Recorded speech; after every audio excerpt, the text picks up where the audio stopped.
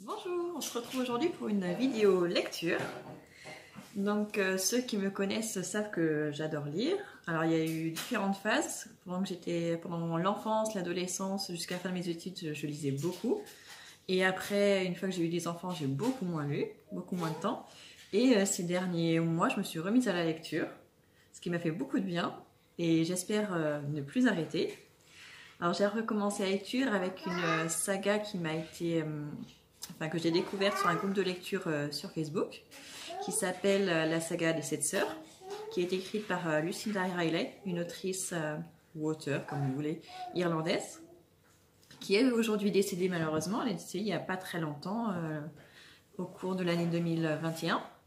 Elle avait déjà écrit les 7 premiers tomes, et il y a un 8e tome qui est censé sortir au printemps 2023, si tout va bien, qui sera écrit par son fils, avec les notes qu'elle avait laissées. Donc la saga des 7 sœurs parle tout simplement d'un homme millionnaire assez âgé finalement qui veut adopter 7 sœurs. Finalement il aura adopté 6 filles, adoptées aux 4 coins du monde, donc elles ont des couleurs de peau différentes, des origines différentes, et il les élève comme ses propres filles bien sûr, dans une immense propriété en Suisse, protégée de tout. Or, cet homme, il est appelé Pasalt dans la saga. Les filles s'appellent Maya, Ali, Sissi, que je ne me trompe pas, Sissi, Taigi et Electra. Donc, on connaît 6 sœurs, et la 7e est la sœur disparue. Alors, si ces sœurs ont ces prénoms-là, c'est parce qu'il a choisi les prénoms des 7 sœurs, des 7 Pléiades. C'est une mythologie qui revient dans plusieurs civilisations. Il y a une mythologie grecque, mais il y en a d'autres également. Et elles se rejoignent toutes sur beaucoup de points.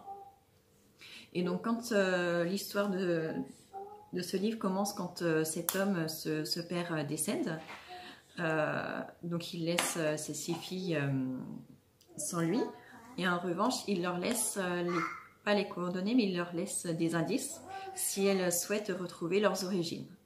Donc c'est ça l'histoire et cette saga. Dans chaque livre est consacré à chacune des sœurs. Et donc dans chacun de ces livres, elles vont, oui ou non, essayer de retrouver leurs origines. Alors j'ai beaucoup aimé la saga.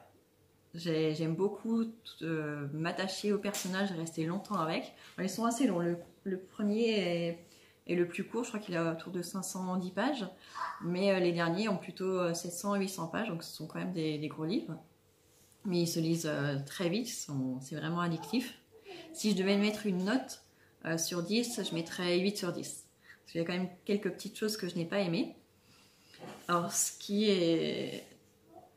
est propre à cet auteur, c'est qu'elle joint une histoire avec de l'amour, une saga familiale, mais en même temps elle y apporte un côté historique. Donc chaque livre se passe en partie à notre époque et aussi dans le passé, c'est-à-dire à peu près, si je ne me trompe pas, 19e siècle et début 20e siècle. Alors, elle fait des va-et-vient entre les deux époques, et c'est peut-être ce que j'ai le moins aimé, c'est que dans certains des livres, elle reste trop longtemps dans la partie du passé, sans revenir au présent.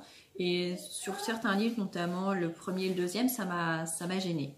Mais en revanche, les 3e et 4e, je trouve que ça a été très très bien géré, et ce sont d'ailleurs mes préférés. Donc pour l'instant, je n'ai lu que les 7 premiers. J'attends avec impatience le 8e, il faudra attendre encore plusieurs mois malheureusement. Mais c'est une saga que j'ai beaucoup aimée. Alors je relirai sûrement d'autres livres de cet auteur. Je la connaissais pas du tout.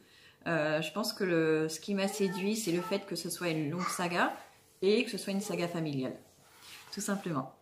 Donc j'ai hâte de pouvoir lire le 8e.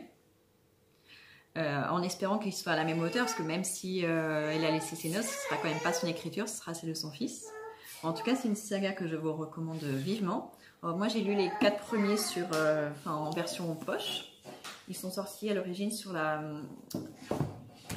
dans les éditions Charleston.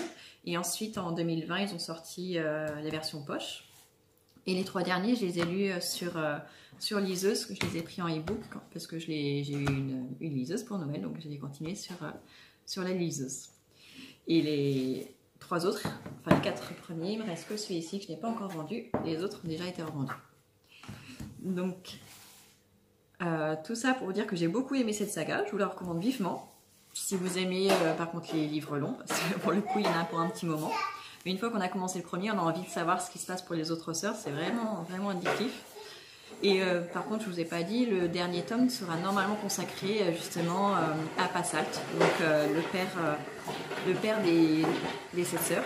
Puisque finalement, dans l'histoire, on ne nous dit pas pourquoi il les a adoptées et pourquoi il les a choisies, elle en particulier. Voilà, j'espère que cette vidéo vous aura plu. Je reviendrai prochainement avec d'autres livres que je suis en train de lire ou que j'ai déjà lus. Et donc je vous ferai une vidéo à chaque fois pour chaque livre. J'espère que ça vous a plu. Si c'est le cas, abonnez-vous. Et je vous dis à bientôt.